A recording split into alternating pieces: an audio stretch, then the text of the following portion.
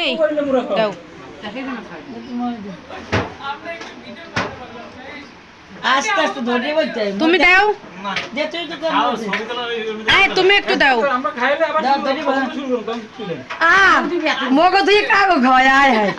এখন শেষ আমাগো পর্ব শেষ এখন পাইছে দেখ খাওয়াই দিল ওইলে করে দাদি খারাই রেছেন নে নাম না কেন